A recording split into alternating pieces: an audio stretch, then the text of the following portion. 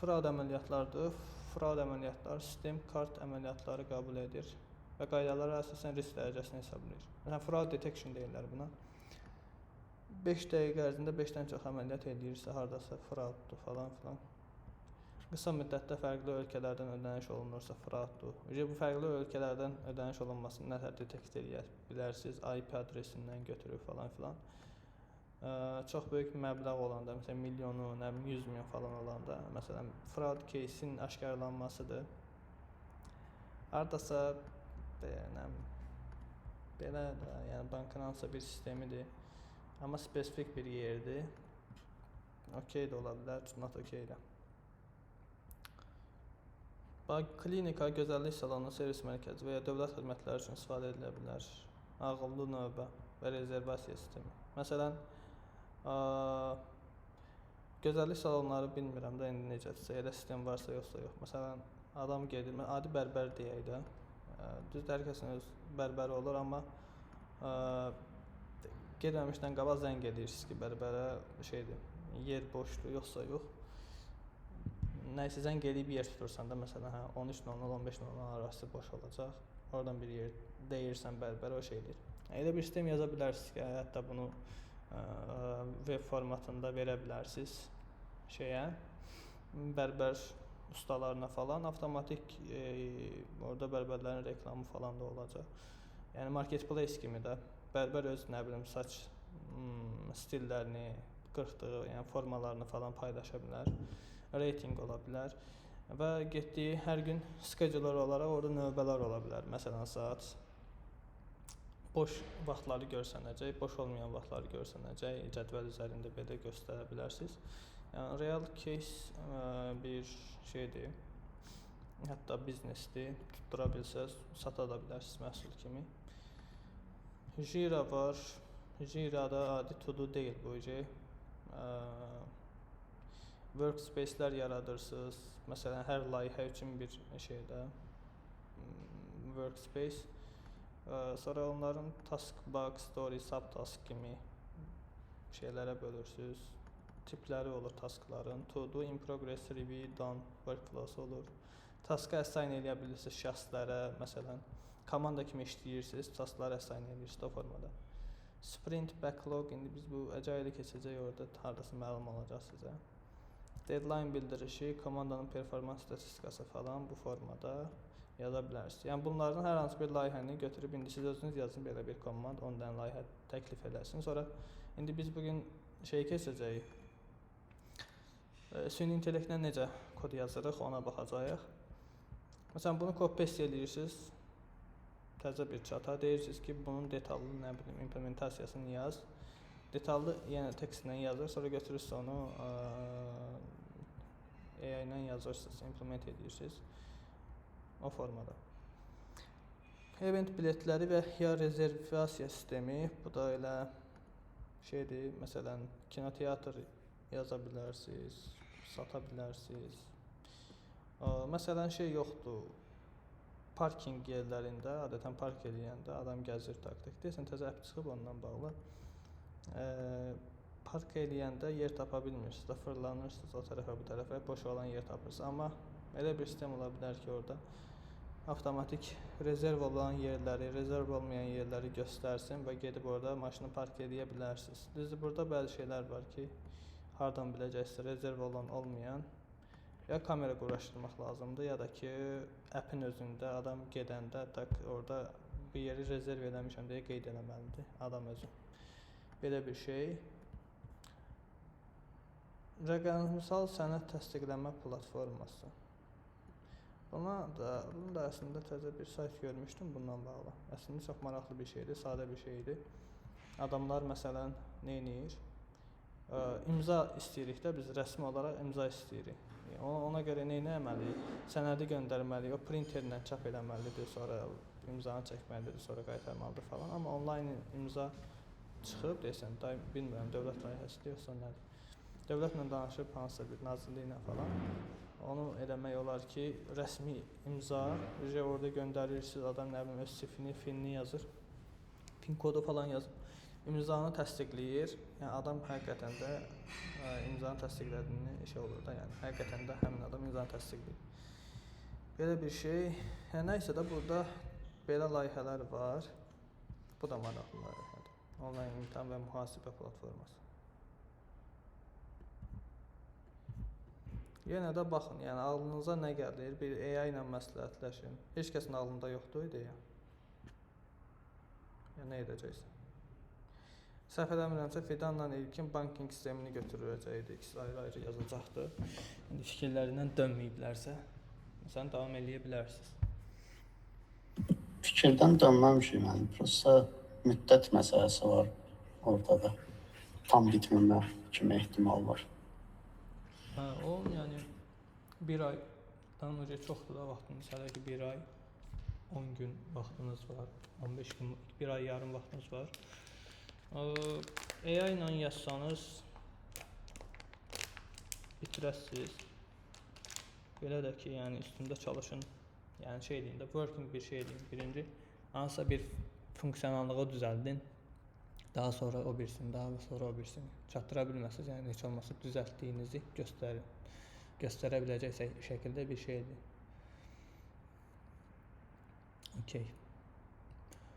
Belə yenə də düşünün. Bəs kod məsələn yazanda AI-dən falan istifadə edirsiniz? Siz kimsə eləyir yoxsa yəni hansı formada istifadə edirsiniz? Yəqin ki eləyirsiniz. Mən eləyirəm. Necə?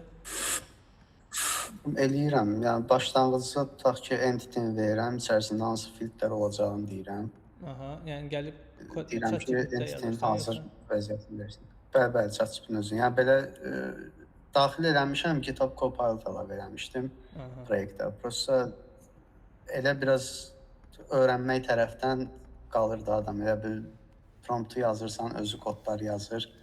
Birbaşa doldurur 500 sətri. Mən etap metod yazdırıram deyə ChatGPT-nin özündən istifadə edirəm.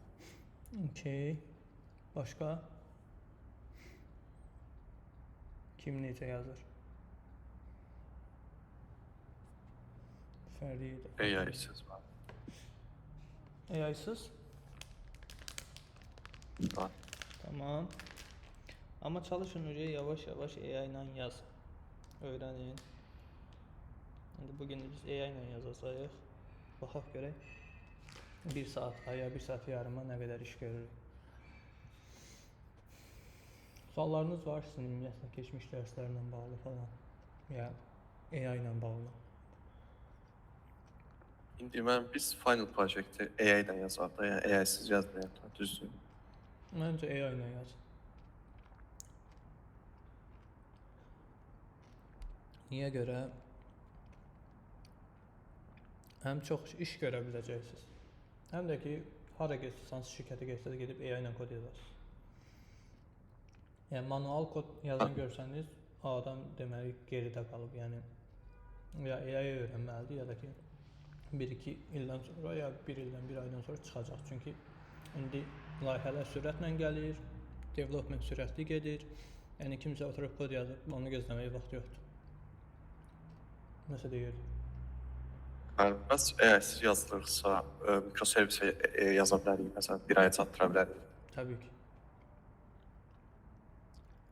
Yəni AI çox şeylər. Tələbə siz özünüzdən bəziləriniz. Gedin, deyəsən Gemini-ın tələbə şeyi çıxıbdır. Deyəsən ya bizdə uşaqlar qeydiyyatdan keçiblər. Tələbə olanlar. Pulsuz. Mən götürmüşəm. Sağ ol. 1 illik verir. Hə, 1 illik verir, bir də 5 dollarlıq verir. O da 4 illik falan yazılmışdı orada. O ki onun daha konteksti falan daha böyükdür. O şey deyə mən ay 4 dollar verəcəksən, 20 dollar əvəzində. Bəli. Onu da yəni görün. Əgər bu işinizi görürsə, nə super, əla. Birdən görməsə falan o birisinə keçərsiniz. Onsuz da yəni 20 dollar yox, 5 dollar ödəyirsiniz.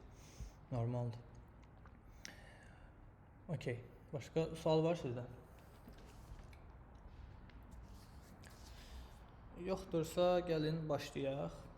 Ümumiyyətlə AI-dən başlamamışdan qabaq elə 2 dənə layihəni özüm deyim. Məsələn, hal-hazırda özüm yəni self proyekt kimi işləyirəm. Biri məsələn telefondan Əslində ağlımda bir şey vardı ki, xəyalım var idi ki, niyə görə okey də AI falan hər şey yarandı, super ChatGPT hər şey yazırıq. Bir də yenə də biz developer olaraq otururuq kompüterin qabağında kod, yəni AI prompt yazırıq, gözləyirik onu. Bu da vaxt aparır da, yəni okey işimiz əla, super, rahatlaşdı, maraqsızlaşdı. Amma yenə də oturub gözləyirik, kompüterin qabağında otururuq falan. Adətən filmlərdə görmüsünüzsə, məsələn Iron Man-də falan, onun bir dənə şeyi var, səslə danışır və hər şeyi eləyir də. Əslində bu gündə onu eləmək olar. Yəni hər şey əlimizin altındadır. AI-da MCP deyə bir şey var, o nə edir? Bizdə API-lər var. AI-da MCP-lər var. Gedib məsələn hansısa bir, məsələn GitLab-a qoşulur, nə bilim bizim Jira-ya qoşulur. Jira nə deməkdir? Tasklar işdə məsələn Jira-da yazılır. Falan belə MCP-lər var və agentlar var. Agentlar da o deməkdir ki, bizim kompüterimizə agent veririk kompüterimizə. Agenta kompüterimizi veririk daha doğrusu. Agent iş görür. Yəni deyirsən ki, get falan folderdə dəyişiklik elə, nəsə bir şey yaz falan, gedib özü eləyir. Bunu indi AI ilə layihəni özünüzə götürüb işləyə bilərsiniz, amma fail etməyin. Biraz üstündə işləmək lazımdır ki, məsələn telefonunuzda avtomatik, məsələn iki iş yerində işləyirsiniz, iki dənə kompüteriniz var. Məsələn telefonunuzda o kompüterləri quraşdırırsınız, AI-yi qoşursunuz, açırsınız telefonunuzda, AI-nin səsli Azərbaycan versiyasında pis işləmir səslə də. Deyirsiniz ki, məsələn Jira-ya get, X taskımı götür, implementasiya elə, sonra da GitLab-da merge request-ni yarat. Bunu səslə deyirsən, pis yox. Sonra öz işinlə məşğul olsun, həm kitab oxu, filmə bax, nəsə elə, səyahət elə, nəsə elə. Düz Azərbaycanda biraz çətindir, yəni remote deyil hər yer.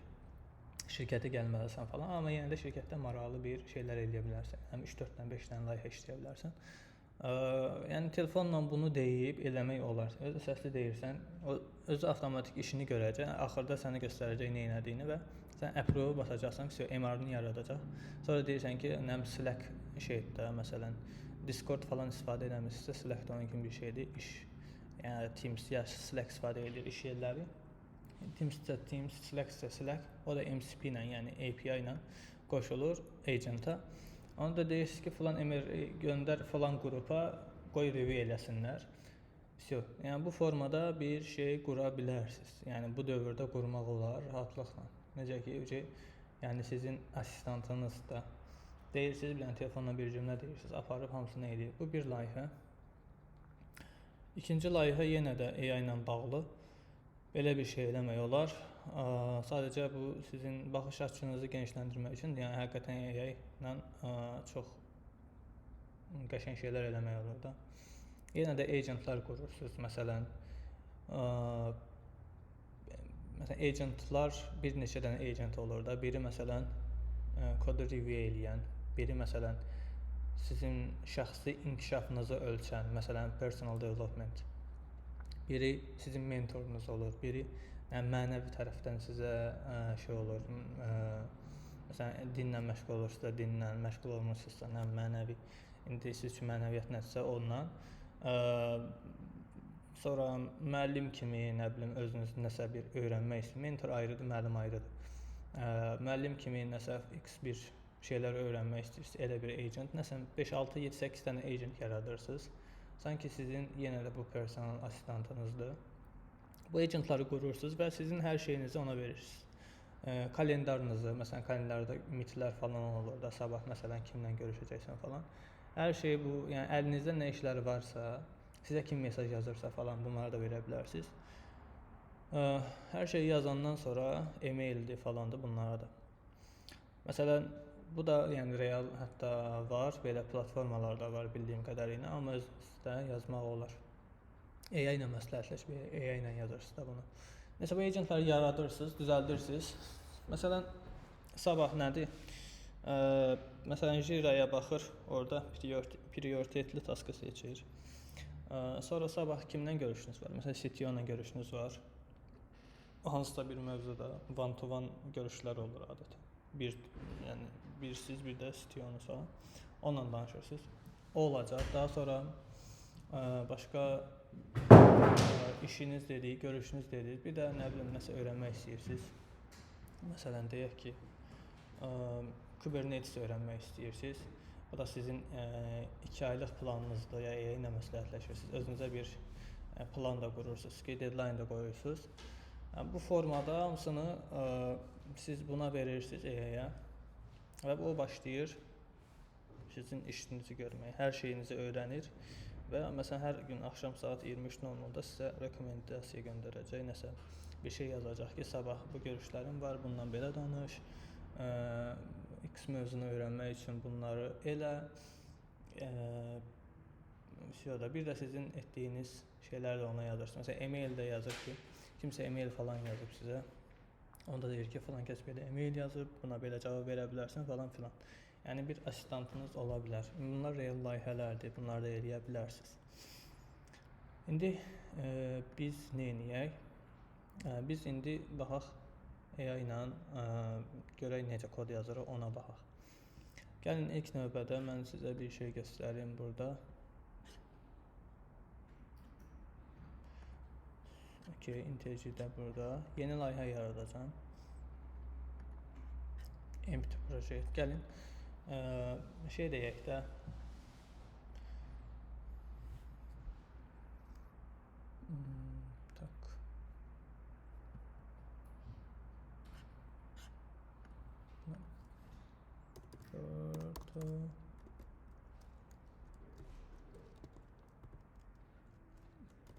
Nətər yazın burada.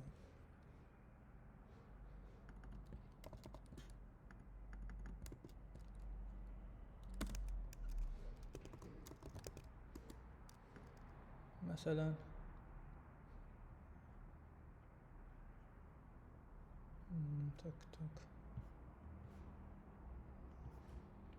bunlar WordPress-də falan yazılıb, portfolio saytlarıdır.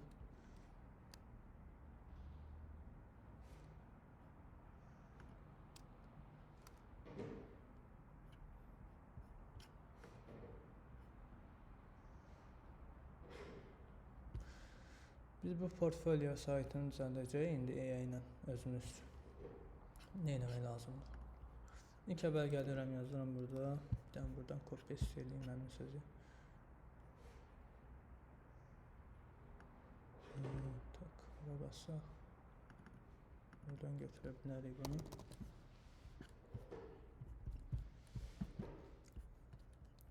Gəlirəm burada. Copy eləmədim, nəysə. Portfolio.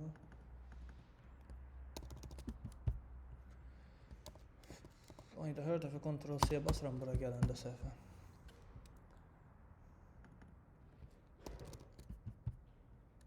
Ctrl-V basıram. Ctrl-V. Okay, create elədik. Bu boş bir layihədir. Biz Windows eləyək. Bunu yaratdıq biz. İndi mən istəyirəm ki, bir portfolio saytımı düzəldim, öz saytımı. Bunun üçün gəlirəm bura məsələn. Bu, yəni burada bir directory yaradıram, yazıram. Spec driven development deyə bir şey var.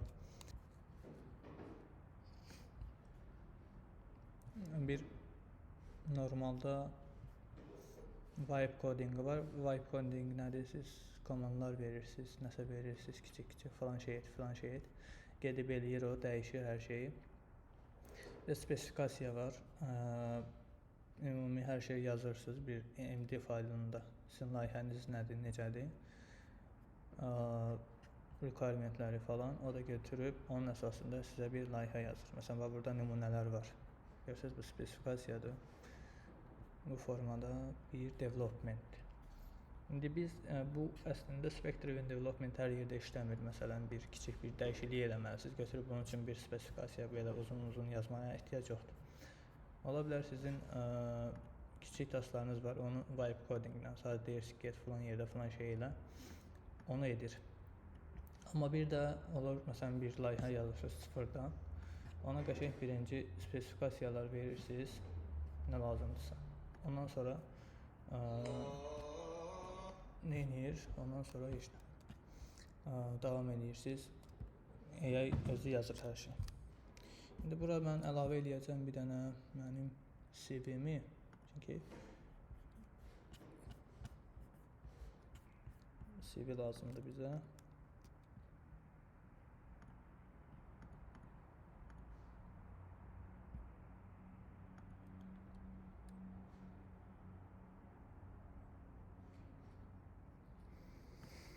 Baxım tapa bilirəm.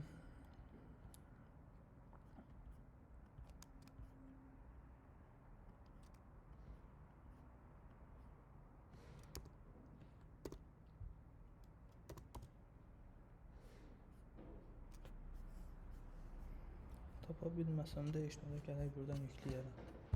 Problem yoxdur.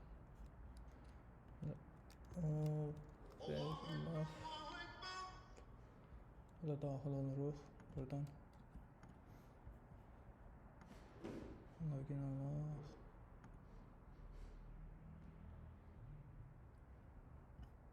Okay, bunu yükləyək.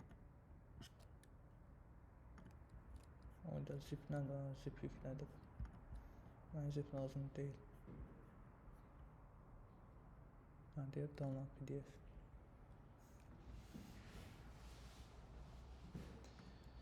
Okay. İndi gəlim mən bunu copy paste edeyim.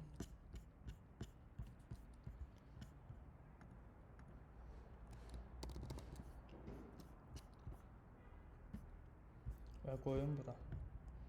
Spec-ə. Okay, don't ask spec. CV-ni əlavə elədim. Bir də mənə lazımdır. İndi gəlirəm bir AI-yə, ChatGPT-nin özünə. Bura deyirəm ki, salam. Gəl, İngiliscə yazaq.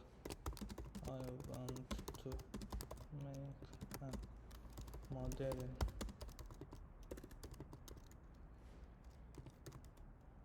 report for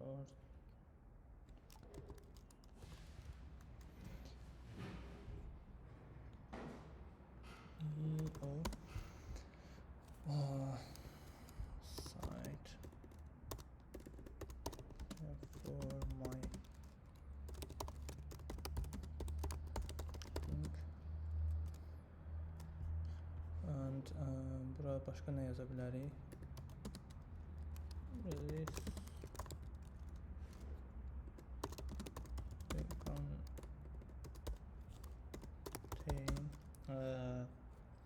məsələn nə ola bilər? About me, my CV, the CV in web format and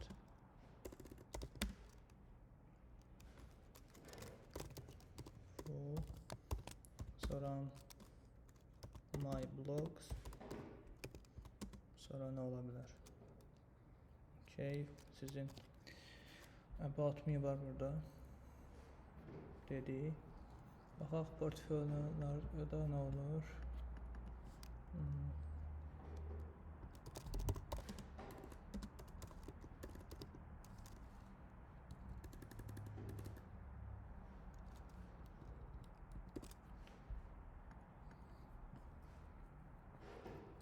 Biraz axtarış eləyirsiniz, baxırsınız nə var, nə yox.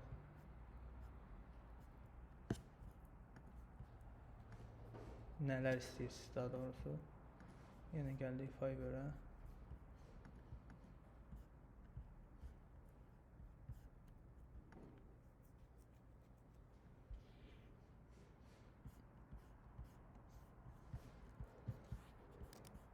Okay də buradan tapa bilməyəcəksiniz. Contact me.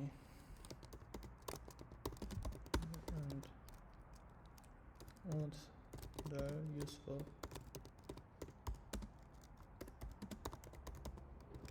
things. Deyək ki,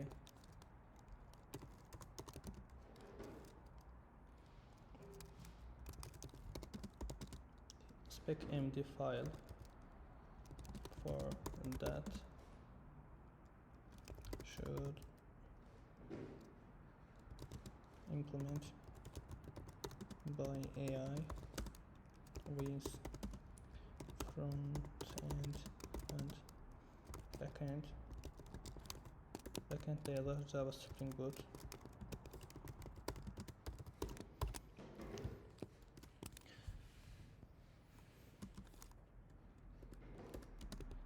With best practices,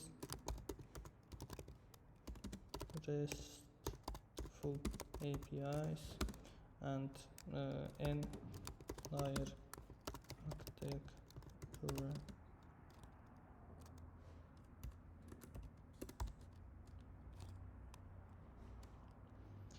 Okay, bunu indi göndərək AI-ya, qoy özü bir dənə MD faylını yaratsın bizə.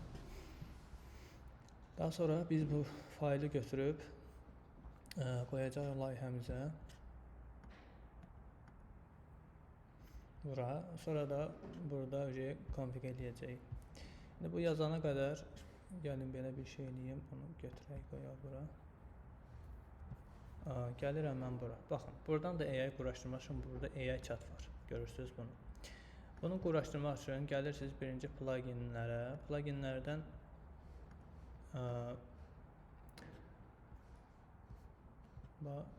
JetBrains AI Assistant var. Bu. Mən də update istəyir, eləməyəcəm. Çünki restartla lazım ola bilər. Gəlin eləyək. Bax, JetBrains AI Assistant. Bunu yükləyirsiniz. Bunu yükləyəndən sonra belə bir şey gələcək sizdə. Burada sizdə başqa cür olacaq. Məndə artıq mən login olmuşam da belədir. Məsələn, Codex ChatGPT-nin kod yazmaq üçün istifadə olunan bir platformasıdır. Burada görürsünüz Gemini var, Cloud var, sizdə Genie var, GitHub Copilot var. Yəni hansını istəsəz onu seçirsiniz. Login olursunuz. Login olanda sizdə buradan username, password istəyəcək, token istəyəcək. Onu düz qoş edirsiniz. Okay, məsələn məndə Codexdir. Və belə açılır. Düzü hər şeyi düzələndən sonra belə açılacaq sizdə.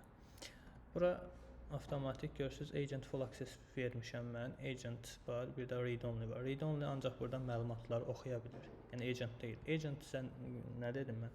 Gerir orada dəyişikliklər falan edir. Agentful Access o deməkdir ki, birdən nəsə access falan lazım olsa, hansısa bir faylı silmək istəsə, nə bilim nəsə eləmək istəsə, ona access verirsiniz. Burada default var, bir dənə də plan modu var. Mən default demişəm. Əslində burada plana keçirib bəlkə də spesifikasiyasını burada da yazmaq olar. Fast modu basanda daha sürətli eləyir, amma tokenlər çox yeyir, ona görə fast moda basmamışam.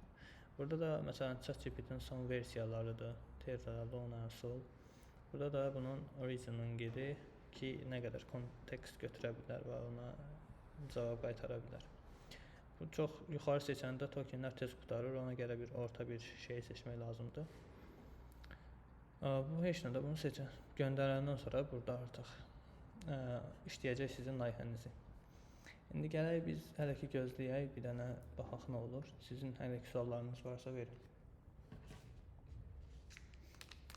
Bu tokenlər neçə müddətdən bir yenilənir? Həftəlik, günlük? O artıq sizin AI-nizə görə dəyişir. Məsələn, Codexdə elə bugün oxudum. 5 saatlıq token limiti var. Bir də həftəlik token limiti var. 5 saatlıq təzə çıxıb var idi, silmişdilər, təzədən yeni qoyublar. Ki, yəni o AI hansı AI-dən istifadə edirsinizsə, ona görə dəyişir. Okay. Yəni, tam limiti bitirdiysə, bir həftə sonra ancaq yenidən limit gələ bilər bizə. Həftəlik limiti bitirsəz, 5 saatlıq limiti bitirsəz, 5 saat gözləyəcəksiniz. Kredit pul verib yenə də davam edə bilirsiniz, amma ki, ya da ki gözləməz. Məndə Codexdə adətən bitmir, yəni belə. Problem olmur. 5 saatlığı bugün əlavə ediblər, ala bilər indi bitsin. Baxaq da indi. Görürsünüz, bu bunu düzəltdirəcək. Download edirəm faylı.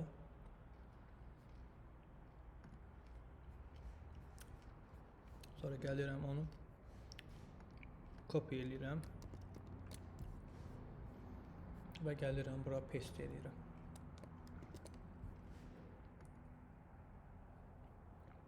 Və MD faylı Bu formada yazılır normalda. Bir dənə baxaq nələr yazıb. Product UX Technical Implement Specification, Target Implement AI Coding Agent, Engineering Team, Architect Next.js-də front-endi yazacaq. Məsələn, front-endi bilmirsiniz də siz. Problem deyil. Back-endi də Java-da yazır. PostgreSQL, RESTful, Backend Architecture, N-layer Architecture, Premium, modern, fast, maintainable personal brand platform that present the owner as a senior Java backend engineer, technical educator, writer and technology professional. Yəni bunu siz dəyişə də bilərsiniz. Girib buradan görürsünüz ki, nəsə xoşunuza gəlmədi. Okay. No problem. Dəyişirsiniz buradan. Birinci, yəni review edirsiniz də. Personal branding, interactive web, CV, work experience, project and case study, technical blog, skill and technology profile. Bu formada həttadır optional AI feature, AI powered portfolio assistant. Məsələn, HR girirsiniz də, orada nəsə yazır, avtomatik cavab verir. Məsələn, neçə il təcrübəsi var, 8 il, nə bilim, hansı layihələrdə işləyib, X, Y, Z layihələrdə falan AI-da qoşa bilərsiniz. Bu arada AI qoşa bilərsiniz layihələrinizə. Yəni maraqlı olar. Primary users görürsünüz, özü hər şey yazıb. Recruiter, hiring managers, engineering manager, CTOs, student and developers. Bunu niyə yazdı? Çünki müəllim falan yazılmışdı yuxarıda ona görə. Potential clients and partners. Bu da consulting falan lazım olsa. Personal branding positioning falan filan. Support elədiyin yerlər. Core product principle. Content first, performance first, SEO first, mobile first falan. Hər şey yazıb. Recommended technology stack, Next.js, React, TypeScript, nə bilim front-end üçün, Tailwind, React Hook, Zoot for front-end validation falan hamısını yazıb burada. Backenddə də Java 25, Spring 4.1, PostgreSQL, Flyway or Liquibase, choose one, recommended Cubase, style. Məsələn, göstərir, burada 2 dənə yazıb. Buraya girib avtomatik dəyişə bilərsiniz, yaxud da burada belə deyə bilərsiniz, yazaq ki, burada page faylında seç. Gedəcək, özü avtomatik dəyişəcək. Heç girib özünüz dəyişməyə ehtiyac yoxdur. Buradan yazırsınız, avtomatik dəyişəcək. Testlər falan görürsünüz, JUnit falan özü avtomatik əlavə edib. Infrastructure, məsələn AWS falan qoyub. Arxitekturanı qurub belə. Next.js, Spring Boot gələcək bura, Object Storage olacaq. Şəkillər falan üçün. Okay, recommendation monorepo. Doc'lar buradadır, front-end buradadır, back-end buradadır. Infrastructure buradadır, Docker Compose faylı falan. Information architecture, main navigation var burada. Home, about, experience, project, blog, CV, teaching, contact. Optional secondary migration, bookshelf, sizin yəni əlavə lazım olsa deyir. Məsələn, oxuduğunuz kitablar, əgər hardasa YouTube-da danışıqlarınız varsa, mitlərdə falan onu da olunar. Resurslar, interview questionlar falan bunları qoya bilərsiniz, deyir. Nəysə belə ümumi bu qədər şeylər yazıb bu. İndi hamısına baxa da bilərsiniz. Bizim vaxtımız yoxdur bunlara baxmağa. Və burada məsələn deyirik onu dəyişsin. Bax gəlirik burada. Bax nəyi dəyişibsə onu göstərir. Və burada bayaq nə yazmış? Flyway or Liquibase. İndi yazır Liquibase for version control, database schema falan filan. Sadəcə onu dəyişdi. Burada uca baxa bilirsiniz da git kimi dəyişiklikləri. Elə bunu dəyişib istiyor. Super. İndi gəlirəm. Deyirəm ki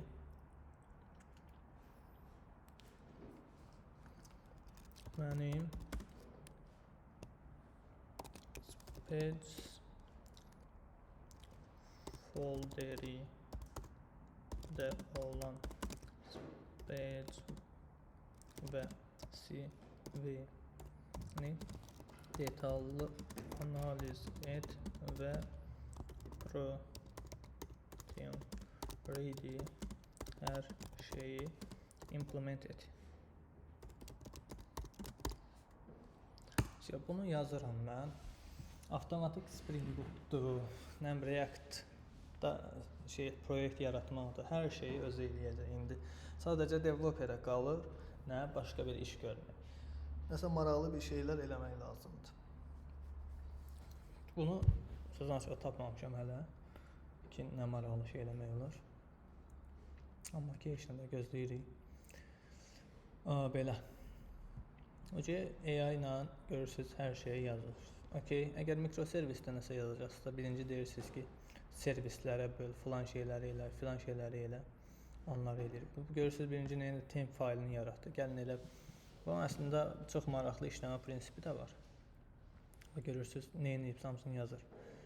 Spec qovluğundakı məhsul spesifikasiyasını və CV məzmununu əsas mənbə kimi götürüb mövcud. Məsələn, birinci bunları çalışın, oxuyun, görün ki, AI necə işləyir və yaxud da bu da sizə praktika qata bilirəm. Yəni, real olaraq nə edirsəm, bunu göstərir. Repository strukturunu yoxlayacağım, sonra işlək production yönümlü tətbiq mərhələli quracağım. Backend Spring Boot olduğuna görə mövcud servis standartlarına da uyğunlaşdıracağım. Spec Driven Development-i biraz araşdırın. Mən avtomatik dedim, hər şeyi yaz. Spec Driven-də adətən deyir ki, bu faylı oxu və mənə hissəli formada necə implement eləyəcəyim üçün fayl yarat. O da yenə də Spec-də məsələn 10 stepli, bunu 10 stepli necə implement eləmək lazımdırsa, onu yazacağım. Məsələn, birinci gün bunu elə, ikinci gün bunu elə, hamısını planlamanı eləyir. Sonra sən gəlirsən ki, birinci günün implementasiyasını elə. Yəni, step by step eləyirsən də. Birinci gün implementasiyası nədir? Məsələn, folderləri yaratmaq, layihəni yaratmaq, hər şey budur birinci gün. İkinci gün nədir, nə bilim, əsas səhifəni yığmaq, backend, frontend olaraq hamısını yığırsan. Düzdür, siz ora gün kimi yazır o, amma siz gün kimi eləmirsiniz də, siz özünüz artıq o bir task bitəndə o bir növbəti taskı keçirsiniz. Sonra run eləyib baxırsınız ki, bu birinci page nətər oldu, istədiyiniz kimi alındı mı? Nəsə dəyişmək istəyirsinizsə, deyirsiniz ki, filan şey belə yox, belə yaz. Yəni, step by step getmək daha yaxşıdır. İndi bizim o qədər vaxtımız yoxdur ki, elə step by step gedin. İndi nə deyir bu? Sonra işlək production yönümlü tətbiq mərhələli quracağım. Backend Spring Boot olduğuna görə mövcud servis standartlarına uyğunlaşdıracağım. Bu, məsələn, PowerShell-lə komandı run elədi. Yəni, gedib baxır,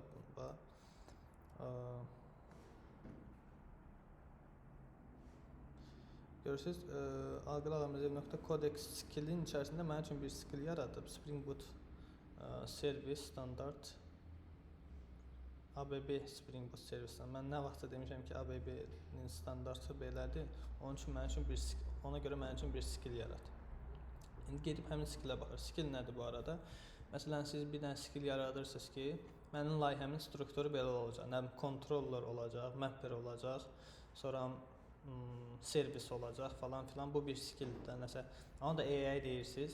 AI yazır, sonra review edirsiniz, lazım olsa change edirsiniz. Görürsünüz ki, mapper folderini yazmayıb. Və nə üçündür onu yazmayıb. Deyirsiniz ki, bunu da düz yaz. Elə skilllər düzəldə bilirsiniz. Məsələn, code review skilli, clean code skilli, sonra yəni də belə en sayda. Məsələn, bu default olaraq o yaradılan skillə gedir, baxır. Ona əsasən indi repository hazırda yalnız spesifikasiya və CV mənbələrindən ibarətdir. Tətbiq skeleti yoxdur. CV-dən faktları dəqiq çıxarmaq və dizayn yoxlamaq üçün PDF-i iş axınında istifadə edirəm. Ayrıca spesifikasiyanın funksional data delivery hissələrini bütöv oxuyub V1-i işlək səhifəni formalaşdıracağam. Bu yenə də getdi. Package var, referans, package struktur MD. Gedir ona baxır, sonra full stack CV extraction. CV-ni götür desəm bu şey elədi. Burada nəsə görmüşdüm mən bayaq. Şəkilə çevirmişdi desəm. CV-ni ilk 2 səhifəlikdir və işlədilən məzmununu çıxartdım. Bu necə çıxardır? Desəm səhv eləmirəmsə, Python istifadə edir. Bax, PDF to text. PDF to text toolundan istifadə edir. Bu bilmirəm, bu tool ya haranındır bilmirəm. Bu yəni siz gedib command line-da bu toolu yazsaz, avtomatik sizin PDF-inizi tekstə çevirəcək, yəni PowerShell-də falan. Bu da getdi, onu elədi. Hə, belə C-al eləsək, nə ekstrakt edibsə, baxın burada görürsüz. Görürsüz? CV-nin şey olunmuş versiyası. Yazıya çevrilmiş versiyasını belə götürdü. Onu da bir MD fayılına götür. Yəni AI MD-lərlə, bu fayllarla işləyir də. MD faylına çevirdi, indi onu götürüb istifadə edəcək. Okay. Bunu çevirdi, 4 milyon istifadəçi, 500 platforma, 7-8 saniyədən sonra gecikmə daxil ediləcək. Spesifikasiya V1 üçün front-end, REST, back-end, Liquibase, admin, SEO, Docker və testləri tələb edir. İndi bu mərhələdə məzmununu uydurmadan tam işlək modul, monolit qururam. Okay, gördünüz, back-end, front-end, spec, temp. Back-end, front-end tempi yaratdı. Tempin içərisində nə var? CV-ni şəkilə çevirib. Çox maraqlıdır, CV-ni şəkilə çevirib. Sonra həmin şəkilləri bilmirəm nəyə çevirəcəm. Mənə bir dənə zəng gəlir. Onu cavab verib qayıdacam. Biz davam edək, baxaq hardayıq. Məsələn, görürsünüz bu şəkilləri bölüb 2 yerə. Şəkil kimi, sonra oradan oxuyub necəsə. Yəqin sayta da inşallah elə şəkildə qoymazlar bu. Dizayn real insan fotosu olmadan şəxs kimliyi tərif etməməlidir. Buna görə də hero üçün portret əvəzi kimi məzmununa ilə uyğun gələn mətinsiz və abstract engineering vizual hazırlayıram. Yəni şəkil yoxdur deyə. Ona görə belə bir şey qoyur, şəklini də qoya bilər. Şəklini versəm qoya bilər. Məsələn, bura PDF bir JPG şəklimi qoysam götürüb onu da qoyacaq. Növbəti stepdə məsələn. İndi əvvəl 2 icra edilə bilən modul yaradılır. Məsələn, front-end üçün Next.js app, router, back-end üçün Spring PostgreSQL Liquibase. Məzmun hekayəsi CV-də təsdiqlənmiş faktlardan seed data kimi qidalanacaq. Private şirkət layihələrin məxfiliyini qorumaq case studylər yüksək səviyyəyə təsvir ediləcək. Make MDir, make directory'dir məsələn şeydə, terminalda. P məsələn görürsünüz, ancaq terminalla işləyir. Bu əslində terminalla işləyir. Yəni. Gedir falan folderdə nəmin götürdü nəsə. npx create bu Next.js app'in yaranmasıdır. Tak yaratdı. Curl Spring Starter.io var ya, biz o keçən dəfə danışmışdıq. Starter zip gördünüz. Bu formada yaratdı. İndi bunu gəlin çox maraqlıdır buna baxaq bir dənə. Bu curl-ı götürüb siz şeydə run eləsəz terminalda. Siz üçün Spring Boot layihəsini yaradacaq. Görürsünüz? Yəni AI-dan da öyrənirsiniz. Bu bilmirəm, bu nəsə edir, bunu axtarıb tapa bilərsiniz. Gedir məsələn, starter zip faylını götürür, Maven projekti olaraq götürür. Language Java, Spring Boot'un versiyası, Base Directory Backend adını qoydu. Group ID Dev Agil, Artifact ID Portfolio, sonra görək şeylər nə edir? Dependencyləri. Dependencylər görürsünüz, web, Spring Boot Starter var, yəqin qabağında hardasa yazılır. Web, Data GPA, Validation Security, Activator, Liquibase, PostgreSQL. Okay, bunu götürür, yaradır, sonra nə edir? Zip-i unzip eləyir. Sonra da temp bura köçürür. Portfolio API.zip. Sonra da remove eləyir.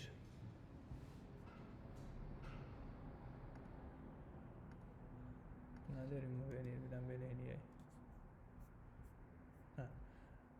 Portfolio API zip təzədən silir. Harasa kopya eləyir, yəqin bura gətirir, qoyur, sonra da silir. Nətəsə belə bir əməliyyat eləyir. Sonra baxaq. Verifying npm command make directory public images front-endin içərisində image folderini yaratdı. Məsələn, modern person spec götürdü, nəsə oxudu. İcra planı artıq konkretləşdi. Public portfolio Ana səhifə, about, experience, project, blog falan filan. Onsa responsive design sistemi, yəni responsive odur ki, telefonla açılanda da daha yaxşı açılır, yəni telefona uyğun olur. Webdə də açanda webə uyğun. SEO marşrutları və dark light rejimi, ayrıca API, Liquibase, Schema Seed falan hamısını testlədir. İlk edit frontend üçün bütün real istifadəçi səthini və CV-dən gələn əsas content modelini qurur. npm install Lucid React, bu da indi nəsə bunun hansısa bir şeydir. Məsələn, CSS-ə baxsaq, global CSS. Görürsünüz, avtomatik bunları yaratdı. Sonra gəlirsiniz, bunlar front-end based kodlardır. Məsələn, maraqlı olsa baxa bilərsiniz. Bu formada yazdı. Page'ləri, məsələn, page'lərdə nə var? Nə bilim, generate static parameter, generate metadata, post page. Bu formada bunları yazır.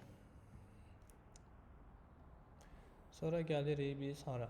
POM XML-ə məsələn. Gəlirik baxaq bizim POM XML-imiz necədir?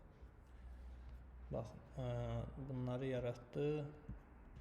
Java 25, Starter Accelerator, Data GPA, Liquibase, Security. Security nə qoydu? Bunu niyə qoydu bilmirəm. Security ilə bağlı nə var ki bizdə? Baxarıq. Testləri qoydu. Testlərin layihələrin şeylərini nə deyirlər? Dependensilərini. Bu da nədir? IO bu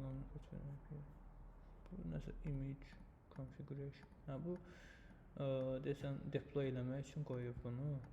Bu image desən Docker'in image falan. Amma baxarıq sonra. Security config. Bunu niyə yaratdı? Security niyə yaratdı? Bilən baxaq. Activator health, admin. Yəni admin panel. Bu ola bilər admin panellər düzəldi bu şey. Ora siz kontentləri falan əlavə eləmək istəsəz admin paneldən əlavə edirsiniz. Spring Security-ni qurtarmısınız?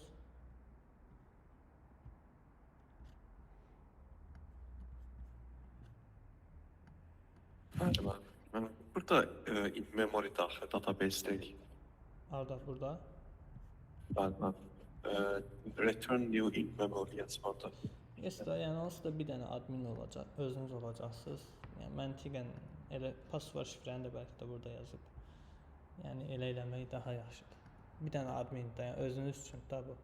Yəni özünüz üçün yaradırsınız. Kimsə başqa bir adam olmayacaq. Ora nəsə user yaradırsınız, 5 dənə, 10 dənə admin olmayacaq ki, onun üçün database-də falan yaradırsınız. Başa düşdünüz?